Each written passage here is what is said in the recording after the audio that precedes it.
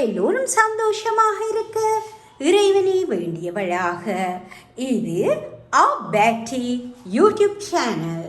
அஸ்ஸலாமு அலைக்கும் வரஹ்மத்துல்லாஹி வபரகாத்துஹு. நாங்கள் அண்மையில் பொத்துவிலுக்கு போயிருந்தோம். போயிட்டு ரிட்டர்ன் ஆகிக்குள்ள காத்தான்குடிக்கு இந்த ஹவுஸ் ஆஃப் ரைஸ் இவங்கட இந்த ஷாப்புக்கு போயிருந்தோம். Award rice.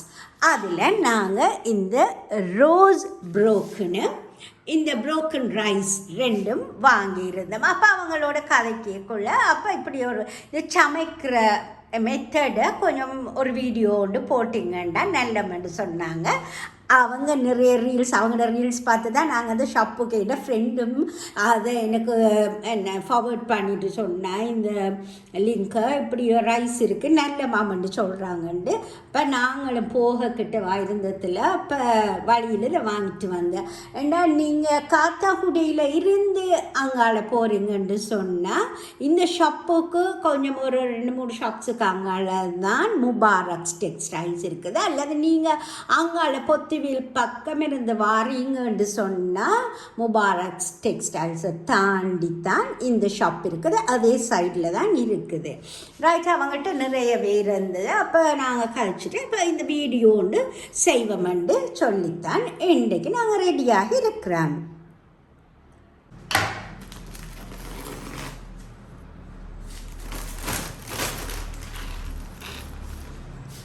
இதுதான் வெள்ளை அரிசி.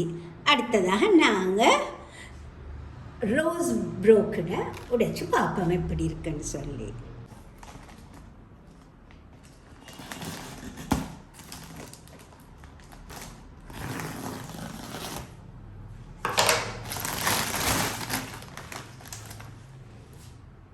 இது வந்துட்டு ரோஸ் புரோக்கன்.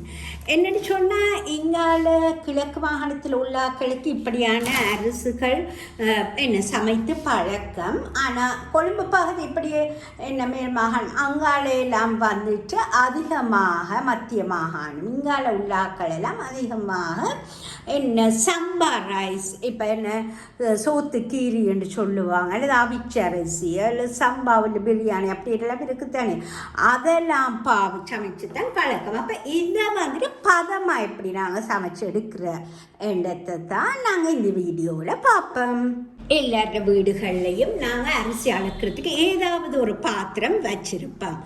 எங்களோட வீட்டில் நான் வழமையாக இந்த ரைஸ் குக்கர் கப்பால் தான் அரிசி அளப்பேன். இதால் நான் வடிவாக தட்டையாக 2 கப் எடுத்து தான் நான் எங்களுக்கு சமைப்பேன். ஏன்னா பிள்ளைகள் வந்து வெஜிடபிள்ஸ் மீட்டோ ஃபிஷ்ஷோ ஏதோ அதை கூட எடுத்து ரைஸ் கூட எடுக்கிறத நாடில்.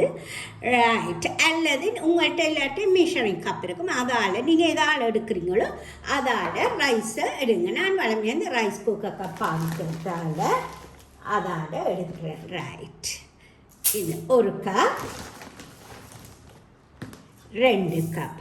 நீங்கள் இந்த கப்பில் எவ்வளவு அரிசி எடுக்கிறீங்களோ அதில் 1.5 மடங்கு நீங்கள் தண்ணியை வைங்க. 1.5 மடங்குலேயும் ஒரு சொட்டேன்னு சொன்னால் நீங்கள் இதில் பார்த்தா விலங்கு இந்த அரிசி வந்து நல்ல சின்ன அரிசி. அப்போ இதை வந்துட்டு நாங்கள் தண்ணி வளமையாக 1க்கு 1.5 சொல்லுவோம் தானே. இப்போ இதால் 2 எடுத்தோம்னு சொன்னால் நாங்கள் 3 கப் தண்ணி அப்படி வச்சா கொஞ்சம் குழைய சான்ஸ் இருக்குது. ஸோ நிறைய பேருக்கு வந்து சோறு ஒற்ற சோறு இருக்க வேணும். அதுக்காக நாங்கள் 3 கப்பில் ஒரு 1/4 கப் குறைய என்றால் 2 கப்பும் 3/4 கப்பும் தண்ணி வைத்து இந்த ரைஸை சமைப்போம்.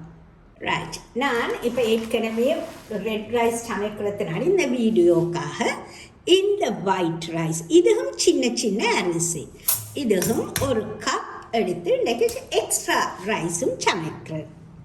இதையும் நாங்கள் ஒரு 4-5 தரம் நன்றாக அலசி கழுவிக்கொள்ளுவோம்.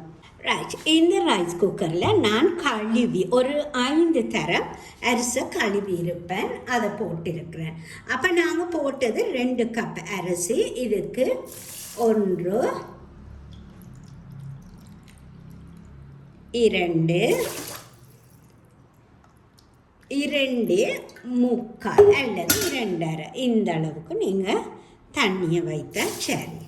அதோட உப்பு உங்களுக்கு தேவையானவ்வளோ. சில ஆக்கள் நீங்கள் உப்பு சேர்க்க மாட்டீங்க, உப்பு சேர்க்காத ஆக்கள் சேர்க்காதீங்க. நான் இதில் ஒரு 1/4 ஸ்பூனை விட குறையத்தான் இதுக்கு நாங்கள் உப்பு குறைய பாவிக்கிறதுனாடி போட்டிருக்கிறோம். ரைட், இதை நாங்கள் அப்படியே ரைஸ் குக்கரில் வச்சு சமைக்க வச்சோம்னால் சரி. நான் உங்களுக்காக எக்ஸ்ட்ராவாகவும் இன்றைக்கு ஒயிட் ரைஸும் சமைக்க போகிறேன், அதை நான் கேஸ் குக்கரில் சமைக்கிறேன்.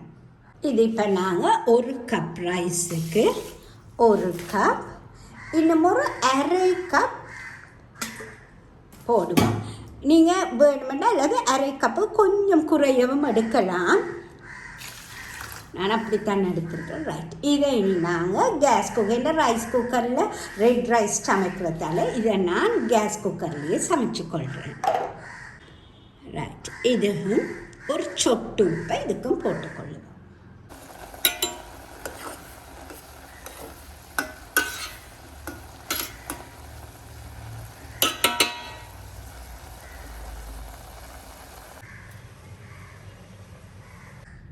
இந்த இருக்குது நாங்கள் சமைத்த சோறு. இதுதான் அந்த ரோஸ் புரோக்கன், இது வந்து புரோக்கன் ரைஸ்.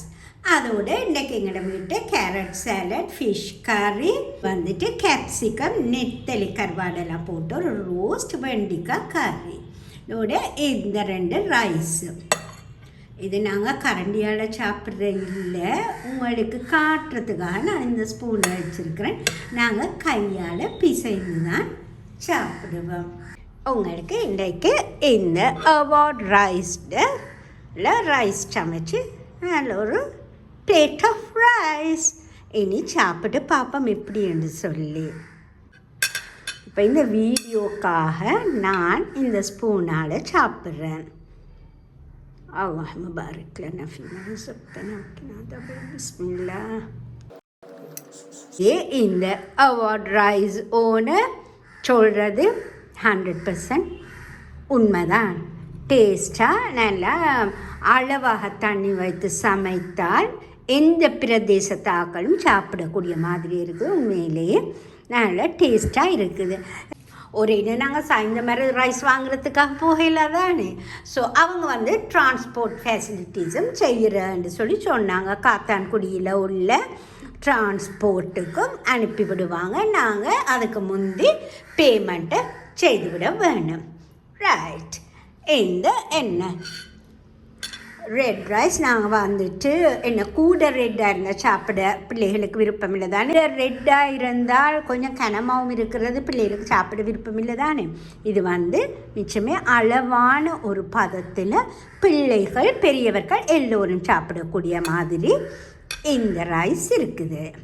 ரைட், நீங்கள் இவங்களோட கான்டாக்ட் நம்பர் இருக்குது இந்த ரைஸ் பேக்கில். நீங்கள் கால் பண்ணி, நான் அந்த கான்டாக்ட் நம்பரையும் போட்டு விடுறேன். நீங்கள் கால் பண்ணி பேங்க்கில் பேமெண்ட் செய்து ரைஸை வாங்கிக்கொள்ள இயலும். எல்லோருக்கும் இந்த வீடியோ பிடித்திருக்கும் என்று நம்புகின்றேன். இன்ஷா அல்லாஹ் இன்னும் ஒரு வீடியோவில் உங்கள் அனைவரையும் சந்திக்கும் வரை எல்லோரும் சந்தோஷமாக இருக்க இறைவனை வேண்டியவளாக இது பேட்டி யூடியூப் சேனல். அஸ்ஸலாமு அலைக்கும் வரஹ்மத்துல்லாஹி வபரகாத்துஹு.